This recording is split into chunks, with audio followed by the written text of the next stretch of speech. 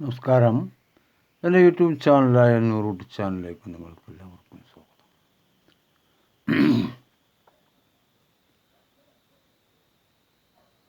ഇന്ന് നമ്മൾ നോക്കാൻ പോകുന്നത് ഈജിപ്തിനെ ഭരിച്ച നെപ്പോളിയനെ കുറിച്ച് നമ്മൾ നോക്കിയതാണ് വീഡിയോ. പക്ഷേ അതിന് മുമ്പ് വന്നിട്ടുള്ള ഭരണകർത്താക്കളെക്കുറിച്ചും നമ്മൾ നോക്കേണ്ടതുണ്ട്. അതായത്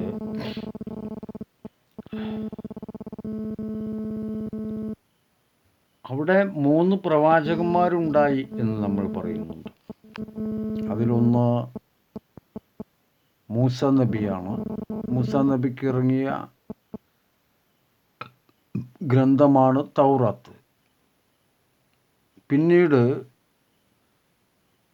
ഈസ നബിക്ക് ഇറങ്ങുന്നതാണ് ഇഞ്ചീൽ.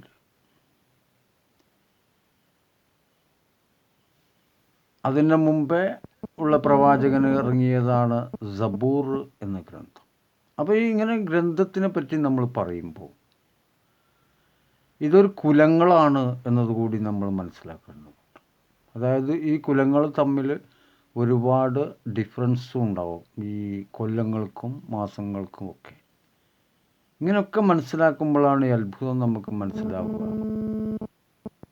കുറേ കാലം മുമ്പ് ആരൊക്കെ എങ്ങനെയൊക്കെ യുദ്ധം ചെയ്തു, എങ്ങനെയൊക്കെ പിടിച്ചടക്കി, ആരൊക്കെ അതിനെ എതിർക്കാൻ വന്നു, എന്തൊക്കെയായിരുന്നു അതിൻ്റെ ആറ്റിറ്റ്യൂഡ് എന്നൊക്കെ. ഇവിടെ നമ്മൾ പറയുമ്പോൾ ഈജിപ്തിനെ പിന്നീട് ഭരിക്കാൻ വരുന്നത്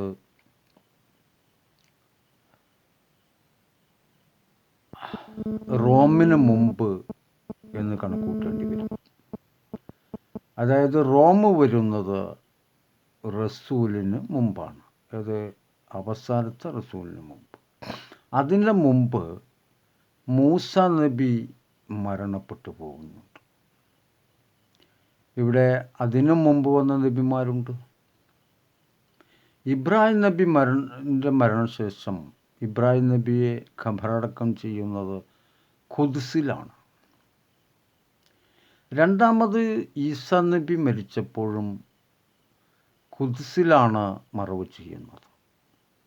അപ്പോൾ അതിൻ്റെ ആദ്യത്തിൽ നമ്മളൊരു പ്രവാചകനെ പറ്റി പറഞ്ഞു, സോളമൻ, അതായത് സുലൈമാൻ നബി.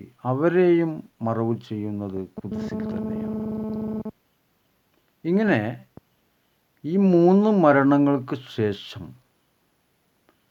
പിന്നീട് ഒരുപാട് കാലം കഴിഞ്ഞാണ് റസൂൽ വരുന്നത്. അപ്പോൾ ആ കാലഘട്ടത്തിൻ്റെ ഉള്ളിൽ ആണ് റോമാക്കാരുടെ മുന്നിൽ ഗ്രീക്കുകാർ ഈജിപ്തിനെ ഭരിക്കുന്നത്. ഇവർ ത്രിമൂർത്തികൾ എന്നറിയപ്പെടുന്ന 3 വ്യക്തികളാണ് ഭരിക്കുന്നത്. ഇവർ വേറെ ഏതോ ഭാഗത്തു നിന്നാണ് വരുന്നത്. ആ കഥയൊക്കെ പറഞ്ഞാൽ ഒരുപാട് പറയേണ്ടി വരും.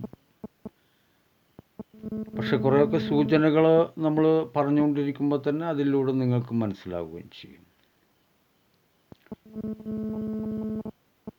ഇവർ ഏഷ്യ മൈനറിൽ നിന്നാണ് എത്തുന്നത്. അന്ന് ഏഷ്യ മൈനർ എന്നാണ് പല ഗ്രന്ഥങ്ങളിലും ഈ ഗ്രീക്കുകാരെ പറ്റി പറയുന്നത്. അപ്പോൾ ഗ്രീക്കുകാർ അവിടെ വന്നതിന് ശേഷം ഗ്രീക്കുകാർ ഒരുപാട് കാലം അവിടെ ഭരിക്കുന്നുണ്ട്. അതിന് ശേഷമാണ് മാർക്ക് ആൻ്റണിയും ഒക്കെ വരുന്നത്. അതിനെപ്പറ്റി വീഡിയോ നമുക്ക് വേറെ ചെയ്യാവുന്നതാണ്. ഇപ്പോൾ ഗ്രീക്കുകാർ അവിടെ കംപ്ലീറ്റ് ഭരിക്കുകയും ആ സമയത്ത് ഗ്രീക്കുകാരുടെ ഭാഷയാണ് അവിടെയുള്ളത്. അപ്പോൾ ഗ്രീക്കുകാരുടെ നേതാവായിട്ടുള്ള ആളുകളും മരിച്ചപ്പോഴും ഗ്രീക്ക് ഭാഷ അവിടെ നിലനിന്നിരുന്നു. പക്ഷെ അവിടെ അറബി ഉണ്ടായിരുന്നില്ല. അപ്പോൾ അവിടെയുള്ള കാലഘട്ടത്തിലുള്ള ഭാഷ ആരോമിക് ഭാഷയാണ്. അതുപോലെ തന്നെ ഹീബ്രു ഭാഷ ഒക്കെയാണ് നിലനിന്നിരുന്നത്. ഇതൊക്കെ നമ്മൾ മനസ്സിലാക്കേണ്ടതുണ്ട്. അപ്പോൾ ഈ ഹീബ്രു ഭാഷ ഒക്കെ കഴിഞ്ഞ് ഈജിപ്തിൽ പ്രത്യേക ഭാഷ ഒന്നും അന്നുണ്ടായിരുന്നില്ല. ഈജിപ്തിൽ ഇപ്പോഴുള്ള ഭാഷ വരുന്നത് അറബി ഭാഷയിൽ നിന്നാണ്. അപ്പോൾ ഈജിപ്തിന് ഭാഷ ഉണ്ടായിരുന്നില്ല എന്നുള്ളതാണ് ഇതിൽ മനസ്സിലാവുന്നത്. പിന്നീടാണ് ഈ സ്ഥലം പിന്നെ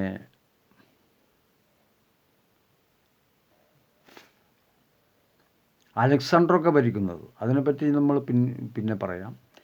ഈ സ്ഥലം ഇങ്ങനെ ഭരിക്കുക എന്ന് പറഞ്ഞാൽ ഭരിച്ച് മുടിക്കുക തന്നെ. അപ്പോൾ ഇവർക്ക് പിന്നെ ശേഷം പിന്നെയും 2-3 ആളുകൾ വരുന്നുണ്ട്. അപ്പോൾ ഗ്രീക്ക് സാമ്രാജ്യം നിലനിന്നിരുന്നത് എവിടെയാണെന്ന് ഇപ്പോൾ ഏകദേശം നിങ്ങൾക്ക് മനസ്സിലായിട്ടുണ്ടാവും. ഗ്രീക്ക് സാമ്രാജ്യവും ഈ പറയപ്പെട്ട സ്ഥലത്ത് തന്നെയാണ് നിലനിന്നിരുന്നത്. അപ്പോൾ ഗ്രീക്ക് സാമ്രാജ്യത്തെ പറയുമ്പോൾ അവിടെയുള്ള മുസ്ലിങ്ങളെ പറ്റിയോ അല്ലെങ്കിൽ പഴയകാല പ്രവാചകന്മാരെ പറ്റിയോ എവിടെയും നമുക്ക് പഠിക്കാൻ സാധ്യമല്ല. ഗ്രീക്കിൻ്റെ കഥ സ്കൂളിലൂടെ പഠിപ്പിക്കുമ്പോൾ ഗ്രീക്ക് കഥ ആയിട്ട് മാത്രമേ നമുക്ക് മനസ്സിലാവുന്നുള്ളൂ. അപ്പോൾ ഈ ഗ്രീക്കുകാർ ലോകത്ത് വരുന്നേക്കാൾ മുമ്പേ തന്നെ ഇസ്ലാമുണ്ട് എന്നുള്ളതാണല്ലോ ഇപ്പം ഞാൻ പറഞ്ഞിരുന്നത് നിങ്ങൾക്ക് മനസ്സിലായത്. അതായത് മൂസാ നബിയുടെ പിന്നെ കഥ, ഇബ്രാഹിം നബിയുടെ കഥ, ഈ പിന്നെ എന്താ പറയുക ഈസാ നബിയുടെ കഥ, ഇതിനൊക്കെ ശേഷമാണ് ഗ്രീക്ക് വരുന്നത്. ഗ്രീക്ക് വന്നതിന് ശേഷമാണ് റോമൻ വരുന്നത്. ആയൻ ഗ്രീക്കിൻ്റെ ഇടയിൽ തന്നെ പിന്നെ ഞാൻ പറഞ്ഞില്ല അലക്സാണ്ടർ എല്ലാം വരുന്നു. പിന്നെ അതും കഴിഞ്ഞിട്ടാണ് പിന്നെ ആര് വരുന്നത്, ഈ നെപ്പോളിയൻ വരുന്നു. അതും കഴിഞ്ഞിട്ട് പിന്നെ വരുന്നത് ആരാണെന്നറിയോ? അല്ല, നെപ്പോളിയൻ്റെ മുമ്പ് വരുന്നത് എന്ന് പറഞ്ഞാൽ ഓട്ടോമൻ സാമ്രാജ്യത്തിൻ്റെ കടക്കൽ കത്തിവെച്ച രാജവംശം എന്ന് വേണമെങ്കിൽ നമുക്ക് പറയാം. അവരാണ് വരുന്നത്. അവർക്കൊരു പ്രത്യേക പേരുമുണ്ട്, പിന്നെ കോൺസ്റ്റന്റിനോപ്പിൾസ് രാജാക്കന്മാർ. ഇങ്ങനെ ഇവരെല്ലാം വന്നിട്ട് ഒരുപാട് പ്രശ്നങ്ങൾ ഉണ്ടാക്കിയ സ്ഥലമാണ് ഈ ഖുദ്സ് അല്ലെങ്കിൽ പിന്നെ ഈജിപ്ത്. അതിൻ്റെ തൊട്ട് ഒപ്പമുള്ള കാനോന്. പഴയ പേരുകളാണ് അതെല്ലാം. ഇപ്പോൾ ഇസ്രയേലിൻ്റെ പേരാണത്. അന്നത്തെ ഇസ്രയേൽ, കാനോന്, അതുപോലെ ഈ പലസ്തീന്, അതിന് തൊട്ടടുത്തുള്ള സ്ഥലങ്ങൾ എല്ലാം. അവിടെ ഒരു വീഡിയോ കൂടി ചെയ്യുന്നതിലൂടെ നിങ്ങൾക്ക് മറ്റൊരു കാര്യം കൂടി മനസ്സിലാവും. അതാണ് സാൽവദോർ എന്ന് പറയുന്നത്. സാൽവദോർ എന്ന് പറയുമ്പോൾ ഇപ്പോൾ അതൊരു രാഷ്ട്രമായിട്ടാണ് നിലനിൽക്കുന്നത്. പക്ഷെ പണ്ട് സാൽവദോർ രാഷ്ട്രമായിരുന്നില്ല. അതൊരു സ്പാനിഷ്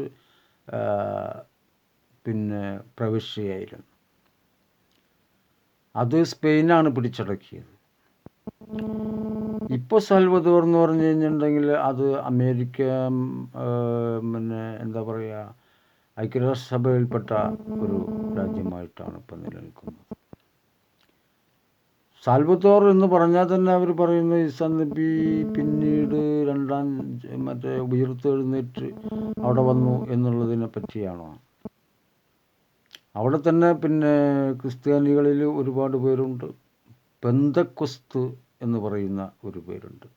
ഇവരാണ് പറയുന്നത് ഈസാ നബി രണ്ടാമത് പിന്നെ പ്രത്യക്ഷപ്പെട്ടിട്ട് അവരോട് സംസാരിച്ച സ്ഥലം വളരെ വിശുദ്ധമാക്കപ്പെട്ട സ്ഥലമാണത്. എന്തായാലും ശരി. അപ്പോൾ കഥകളുടെ ആദ്യവും പിന്നെ നടുവിലുമൊന്നും ഈ ഇസ്ലാം മതമില്ല. അതായത് ഇപ്പോൾ കാണുന്ന മതമില്ല. മതം ഉണ്ടായിരുന്നു. അത് എവിടെ നിന്നാണ് അപ്രത്യക്ഷമാകുന്നത് എന്ന് അടുത്ത വീഡിയോകളിലൊക്കെ നമ്മൾ പറയാൻ സാധിക്കും. ആ വീഡിയോകൾ കണ്ടതിന് ശേഷം നിങ്ങൾക്ക് അഭിപ്രായം പറയാവുന്നതാണ്. അഭിപ്രായങ്ങൾ നിർദ്ദേശിക്കാവുന്നതാണ്. ചരിത്രം മനസ്സിലാക്കാവുന്നതാണ്. ചരിത്രം നിങ്ങൾക്ക് മനസ്സിലാവണമെങ്കിൽ ഒരുപാട് ആളുകളുടെ കഥകൾ പറയേണ്ടി വരും. അപ്പോൾ ഇവിടെ ഈ പറയുന്ന പിന്നെ ഈ ചിത്രത്തിൽ കാണുന്ന മുഖചിത്രത്തിൽ കാണുന്ന ആളുടെ മരണശേഷമാണ് ഗ്രീക്കിൻ്റെ രാജാവാണത്. അവരുടെ മരണശേഷമാണ് മാർക്ക് ആൻ്റണിയും ഒക്കെ വരുന്നത്. എന്നിട്ട് മാർക്ക് ആൻ്റണിയും ഒക്കെ മരണപ്പെട്ട ശേഷം വേറൊരാളും കൂടി വരുന്നുണ്ട്. അപ്പോൾ ആ ഭാഗത്താണ് മാർക്ക് ആൻ്റണിയുടെ കൂടെ നമ്മൾക്ക് പഠിക്കാനുള്ളത് സ്കൂളിലെല്ലാം. അപ്പോഴും ഇസ്ലാമിനെ പറ്റി ഒന്നും തന്നെ അവിടെ പറയുന്നില്ല. അവിടെ ക്ലിയോപാട്രയെ പറ്റിയും ഒക്കെ നമുക്ക് പഠിക്കാനുണ്ട്. അപ്പോൾ അതിനെപ്പറ്റിയും ഒരു വീഡിയോ ചെയ്യുന്നതായിരിക്കും. അങ്ങനെ ആ 3 വീഡിയോയും കഴിഞ്ഞതിന് ശേഷം മാത്രമേ നമ്മൾ അലക്സാണ്ടറിലേക്ക് പോകാൻ പാടുള്ളൂ. അതിനുശേഷം നെപ്പോളിയൻ. അപ്പോൾ നെപ്പോളിയൻ ബോണപ്പാർട്ട് ഇവിടെ ഭരിച്ചിരുന്നു എന്നത് കാണിക്കാനാണ് ഞാനത് പറഞ്ഞത്. പിന്നീട് അവിടെ അധികാരത്തിൽ വരുന്നത് ഖലീഫന്മാരാണ്. പിന്നീടാണ് വരുന്നത്, വളരെ താമസിച്ചിട്ടാണ് വരുന്നത്.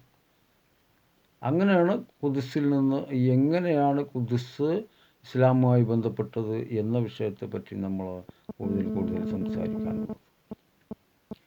എന്തായാലും ശരി, നമുക്ക് ഏറ്റവും പ്രധാനപ്പെട്ടിട്ടുള്ള ഇബ്രാഹിം നബിയുടെ മക്ബറ, അതുപോലെ ഈസാ നബിയുടെ മക്ബറ, അതുപോലെ പിന്നെ സുലൈമാൻ നബിയുടെ മക്ബറ എല്ലാം ഇവിടെയാണുള്ളത്. അപ്പോൾ ഗ്രീക്കിന് മുമ്പാണ് സുലൈമാൻ നബി അവിടെ ഉള്ളത് എന്നും അല്ല, മറ്റേ ഈസാ നബിക്ക് മുമ്പാണ് സുലൈമാൻ നബി അവിടെ ഉണ്ടായിട്ടുള്ളത്.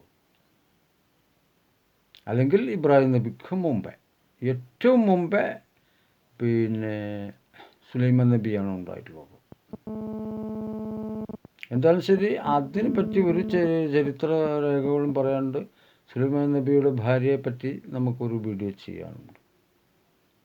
അതൊന്ന് പ്രത്യേകത അർഹിക്കുന്ന ഒരു വീഡിയോ ആണത്. അത് പറഞ്ഞെങ്കിൽ മാത്രമേ നമുക്ക് നമ്മുടേതായ ഒരു വഴി ഇവിടെ തിരഞ്ഞെടുക്കാൻ സാധിക്കുള്ളൂ. ഈ വഴി ഇവിടെ അടച്ചിട്ടുണ്ട്. ആ വഴിയെപ്പറ്റി ഞാൻ പറയാനാണ് ഈ എല്ലാ കാര്യങ്ങളും ഞാൻ ചികഞ്ഞുകൊണ്ട് വീഡിയോ ചെയ്യുന്നത്. അപ്പോൾ ഈ വീഡിയോ നിങ്ങൾക്ക് ഇഷ്ടമായി എന്ന് ഞാൻ വിചാരിക്കുകയാണ്. ഇനി മറ്റൊരു വീഡിയോയുമായിട്ട് നമ്മൾ കണ്ടുമുട്ടുന്നവരെ ഇതിൻ്റെ പാർട്ടുകൾ നിങ്ങൾ കാണാതിരിക്കരുത് എന്ന് ഒരിക്കൽ കൂടി അഭ്യർത്ഥിച്ചുകൊണ്ട് ലൈക്ക് ചെയ്യുക, അതുപോലെ തന്നെ സബ്സ്ക്രൈബ് ചെയ്യുക, മറ്റുള്ള അഭിപ്രായങ്ങളൊക്കെ പറയുക, നിർദ്ദേശിക്കുക എന്ന് പറഞ്ഞുകൊണ്ട് മറ്റൊരു വീഡിയോയുമായിട്ട് വീണ്ടും കണ്ടുമുട്ടുന്നവരെ എല്ലാവർക്കും നന്ദി, നമസ്കാരം.